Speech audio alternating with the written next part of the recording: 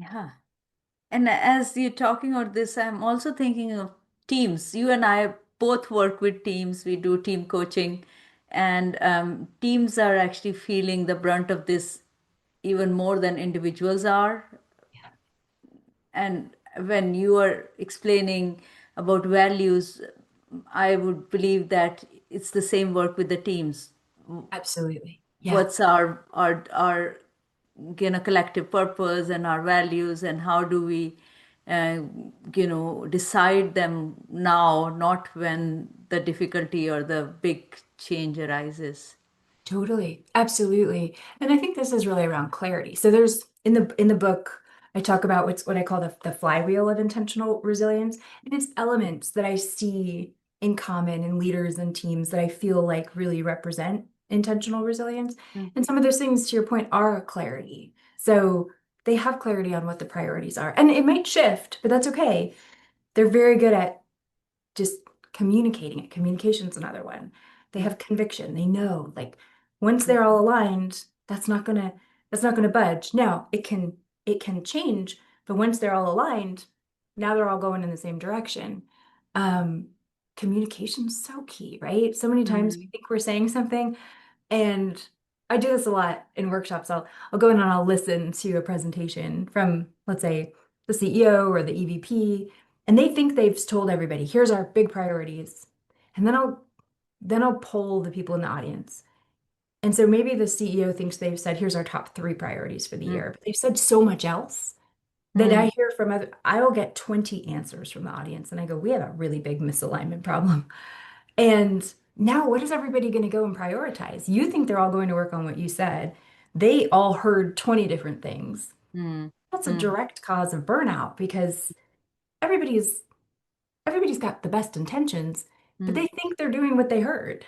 And so, yeah, to your point, alignment and such clarity and crisp communication, this all directly links to resilience. Mm. Mm.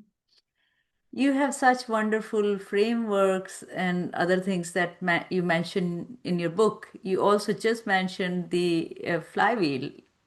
What is that?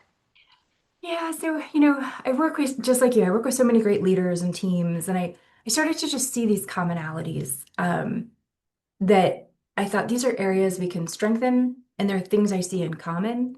So, and I call it a flywheel because I don't think it's a linear process to build Mm. resilience. I think there's some people that have certain areas that are really great and some that they can strengthen. And so it was a good way to structure the book for one thing, but also to sort of say you can start anywhere. Again, Mm. little micro moments. You can figure out your cadence, you can figure out how you're communicating, and just build micro moments around these different elements, if that makes sense. It does make sense, yeah. Yeah. So going back to, you talk about resilience isn't about pushing through, it's about staying anchored in who you are. How do leaders lead with that without, losing themselves? Yeah, this it's really important, right? But this you have to know who you are in order to stay who Mm. you are. Um, I think we throw the word authenticity around a lot, but Mm. it's really important. I think a lot of this is about modeling. So I think the role of a leader is to model. There's Mm. also to decenter yourself. Mm. So it can be something simple, a really simple micro moment is don't lead the meeting, right? Like step back. Now you're doing a couple things in parallel. You're empowering your team. You're also giving yourself a little more space because you're not always holding the brunt of all the responsibility. Um, but it's interesting because it's so easy to burn out, but not if you remember that this is a team sport. Nobody does this on their own, you know? Mm. So I think you got to know who you are, trust your team. But if you're not modeling these things and building the capabilities into your team, then you'll never be able to step back a little bit. Mm. Makes sense. We're going to come back more on the book, but I want to talk a little bit about you. What inspired you to be on this journey?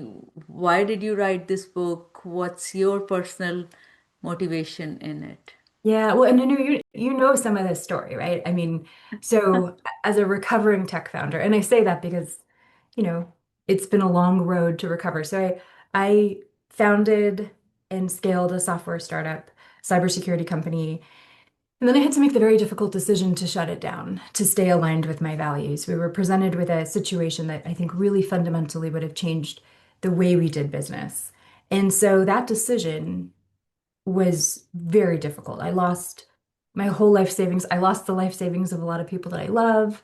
And it was a really long journey back to, I'm going to just call it sort of back to normal, back to baseline, right? Um, and it destroyed a lot of friendships. It destroyed my family. It destroyed my finances. It, it's hard. Being an entrepreneur is hard anyway. Being a founder and a CEO is hard, but then you add all those other things and it's hard. And in that process, I kept waiting to feel resilient because that's the Mm, whole definition, right? You go through the most horrible situation, you lose everything. I was like waiting for somebody to show up at my door and give me this plaque of honor and say, "Here, you've earned this merit badge of resilience." Um, but it didn't happen. And mm, I was like, well, either the definition is wrong or I failed. mm, And I mm, started to think, I think the definition is wrong because nothing happened to me. Look mm, at all the things that I intentionally created out of that, right? And I became very in demand through that process, which really mm, surprised me. I thought I had mm, failed, but mm, instead I didn't. mm, So I think that mm. sort of started this journey of helping people realize that you got to know your non-negotiables. You have to know how to articulate and rise like a phoenix. And so I thought, okay, this is sort of the beginning of rethinking what this all means. So, what did you realize in that shift? The moment you realized that, oh, this is not happening to me, this Yeah. happened through me. Yeah. I think, and this is the framework that I now talk about in the keynote. It's a slightly different keynote than you had heard before. But I think I realized, I mean, it's this framework I called the three R's. So it's reflect, repeat, and replace.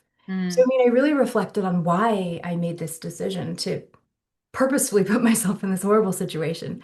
But you reflect on a lot of things. What are my values? What are my priorities? What are my, who am I? What do I bring to the table? So a lot of reflection and then repeat. This is the micro moments. This is how you build that muscle memory, right?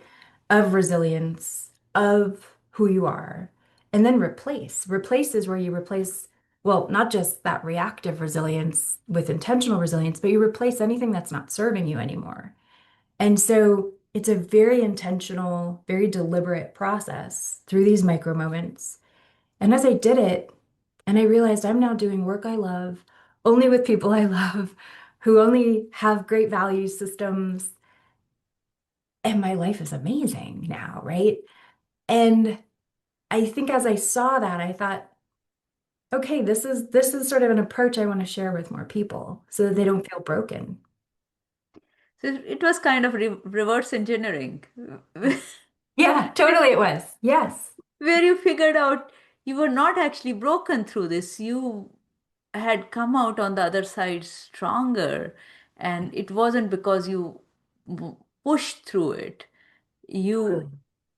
you Learn through it. you learned through it, and there were some micro moments which you were probably unintentionally, Yes.